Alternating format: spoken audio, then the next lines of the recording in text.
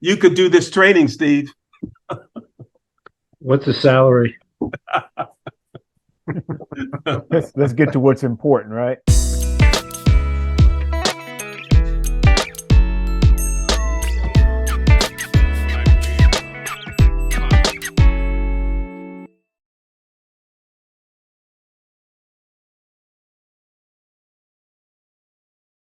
Steve, I remember when we were out at Swarthmore and Dr. Sheffield was doing the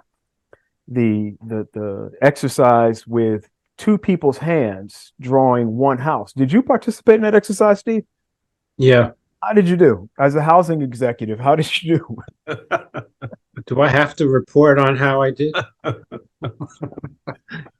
No, do you have your drawing with you? No,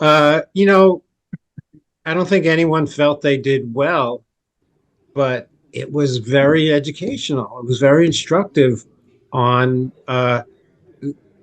one aspect is how difficult it can be, how teamwork can be.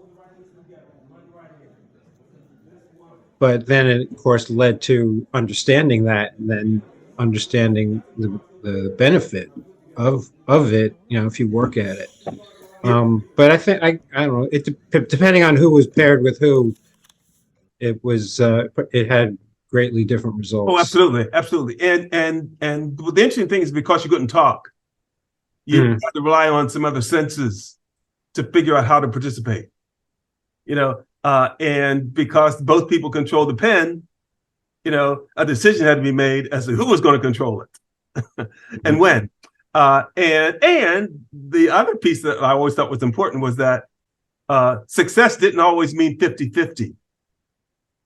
And that's the beautiful thing about sports. Success doesn't always mean I got to score as many points as the other person scores. Oh, no. It's about, are you comfortable with the level of participation you have in order to accomplish the task?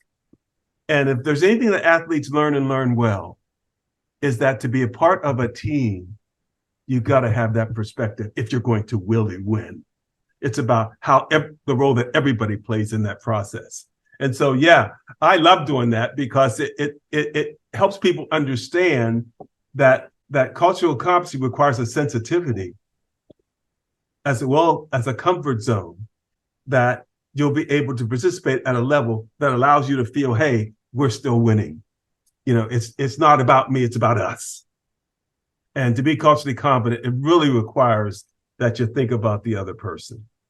And that's crucial. As you also saw in that exercise of win as much as you can. The object of this is to win as much as you can. We have TWG, Magenta, T-Dogs, and CHA All-Stars. The idea is I'm going to show you how you win. And it has only to do with your official spokesperson. You have this sheet. The success of winning in that activity is absolutely based upon your ability to think about the other person, because that's how everybody wins. Steve, how often do you think the housing authority should do something like this to inform, deepen the understanding, the housing authority and other organizations? What would be your recommendation on how people revisit this, get refreshers on something like this? On somewhat of a semi-regular basis, but I think on a very regular basis, it needs to be entered into the jargon of the organization how one of the tenets is to always reach for the strengths of your colleagues in putting together the formulas, for getting work done. That it's not a sign of weakness to lean on one another.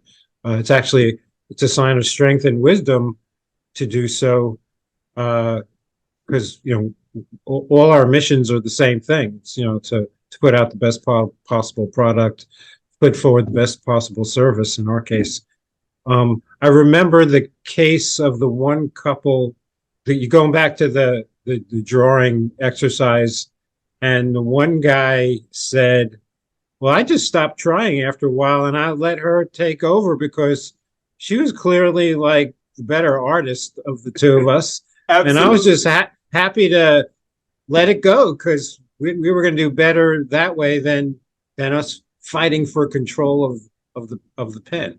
Now this So, is Steve, I love it, love it, love it, love it. This is exactly why other agencies, social service need to understand what happens. And this is what happens. And this is why cultural competency has been left out of the diversity, equity, and inclusion equation. Because folks don't their paradigm is so limited because their focus is that.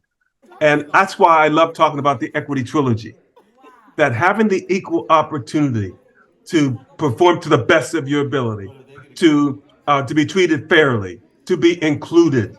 That's what equity is all about. But to do it, what do you need? You can't just do it with diversity. You can't just do it with inclusion. You have to have that skill set that allows you to maximize your potential and relate to others, because diversity and inclusion requires a relationship. And if you don't know how to do it, how do you begin not only to maximize yourself, but also create that environment in which everybody feels they can come and perform well? So yes, you are absolutely right, Steve. There's a piece of this training that draws out that individual skill set that folks need to create that high performing environment. And that's to me, when to hear you say that is exactly what we're trying to do with cultural competency, to draw that out as a way of helping folks understand that this is required for that high performing workplace. So thank you. You could do this training, Steve. what's the salary?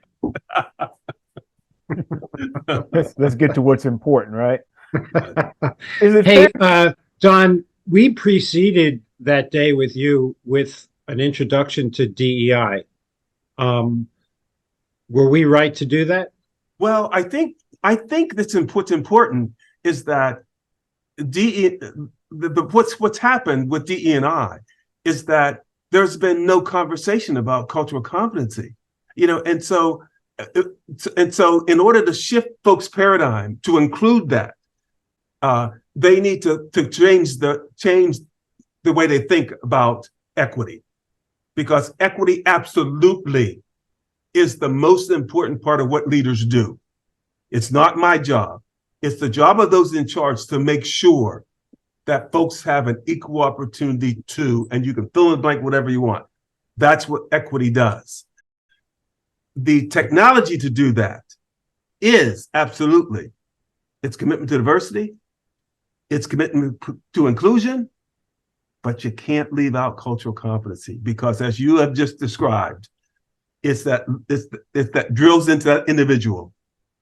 And for diversity and inclusion to work, it requires that we have the skill set to operate in the same boat.